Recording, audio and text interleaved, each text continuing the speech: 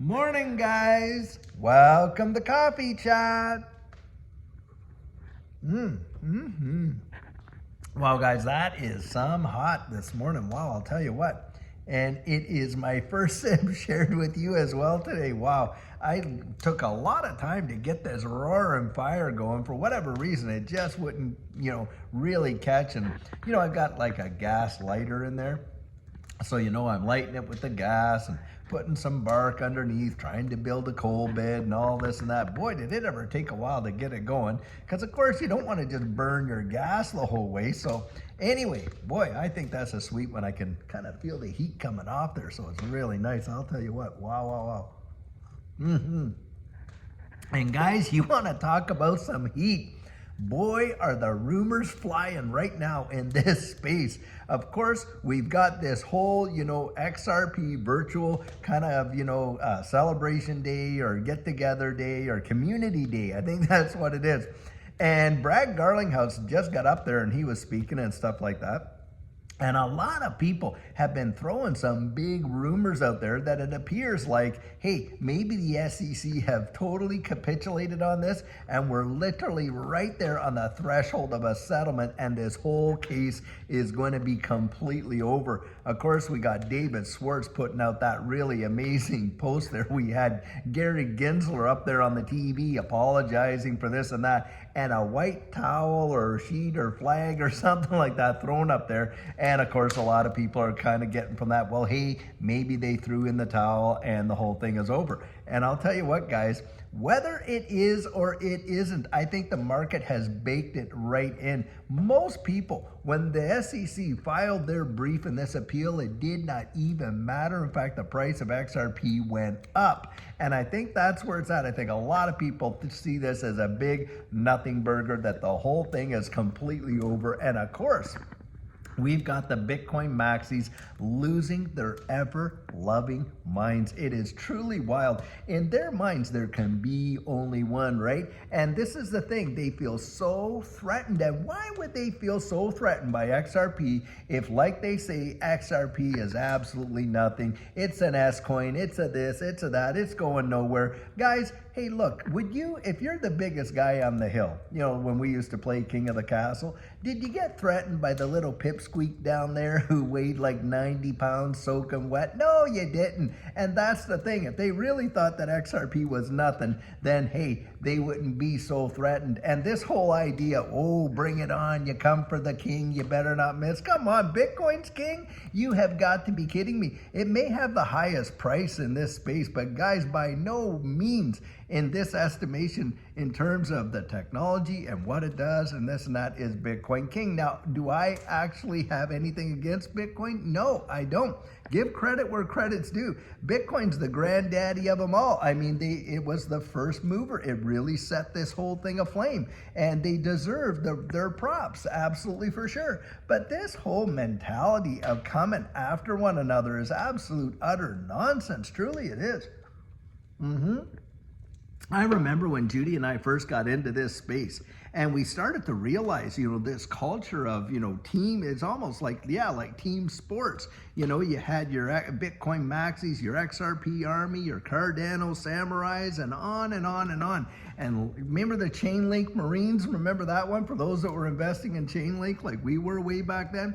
Guys, that kind of thing really boggled my mind. I was thinking, hey, aren't we all in here to make profit? Does it matter which direction it's coming from in that capacity?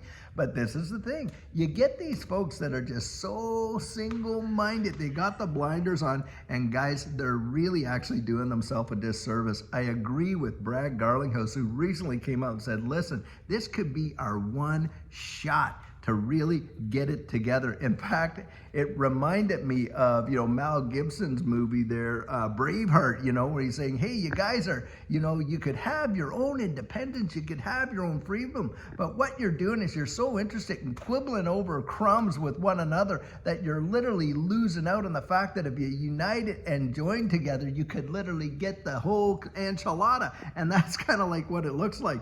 And to me, and this is where I think we need to come together. We need to support one another as a community and really move this digital asset space into the, where it's supposed to be, guys. because we know that they are actually getting there. They're behind it to see a revolution in the way the world in fact works. And that's the thing. And so for me, I think, hey, we got to come together and stop throwing spears. That's absolutely for certain. But it is kind of wild and entertaining to watch. I'm sure there's a lot of folks that are in the traditional markets just kind of looking back, kind of mesmerized.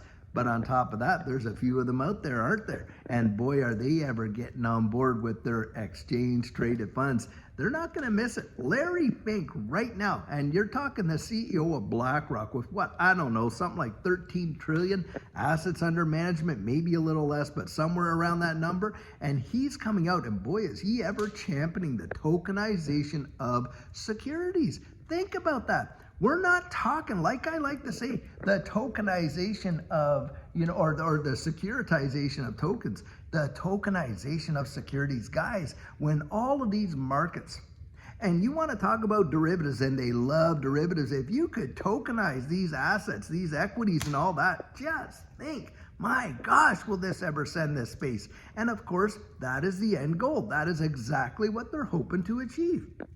And guys, it wouldn't be, in my estimation, too much further down the road. We could literally see it probably within the next 18 months or less. I mean, you got legislation coming out there, as we know right now, regulatory clarity. And boy, I'll tell you what, wow, think about this.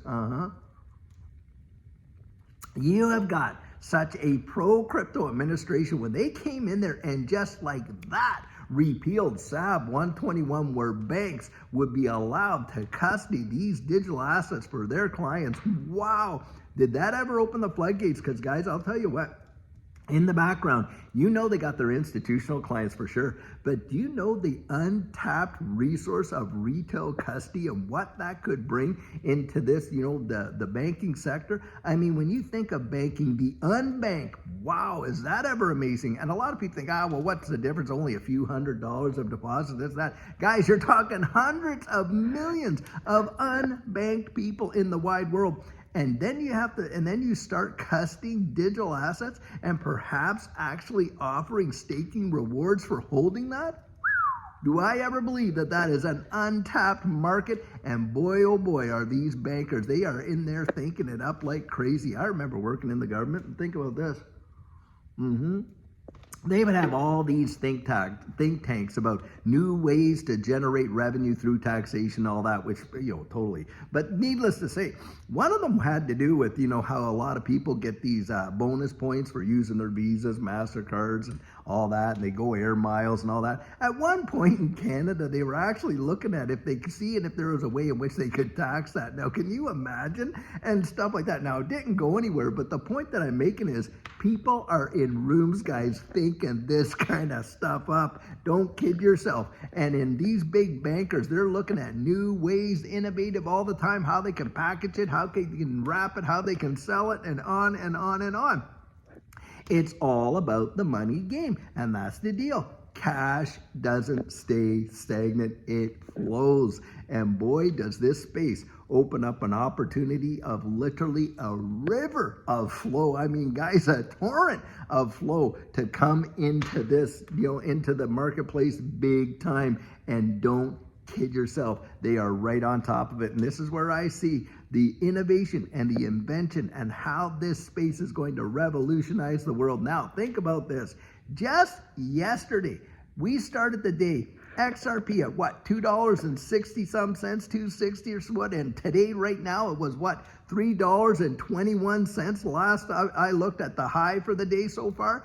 Guys, in 24 hours, just think about that. You're talking practically a 60-cent move right there. That is mind-bending when you think about it, that it happens this fast. And that's the way it is. It happens so fast. And most people, look, they sleep through it. They miss it. Do you know how many people are absolutely oblivious to what's going on in the wide world and what all this crypto space is? And some people are coming in just now. Now, a lot of people will get out there. I've heard, people, oh, David, why are you saying this and that? Because, guys, I'll tell you what, you know, because they say, oh, why are you saying it over? We are getting so many new people in this space. It is wild. I have had people that have only been in the space literally just a few weeks, and they're already out there getting themselves educated and taking the coaching. Can you imagine? And yet you've had people that are just sitting there thinking, well, I know, heck, I lived through it, and I'll tell you what, you want to put as many bullets in your gun as you possibly can when you're talking about this space,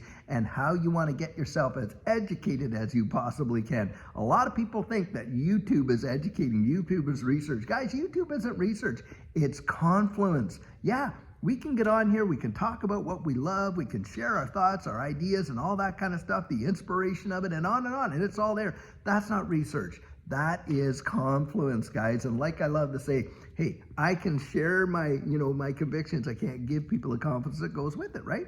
And this is the deal. Get out there.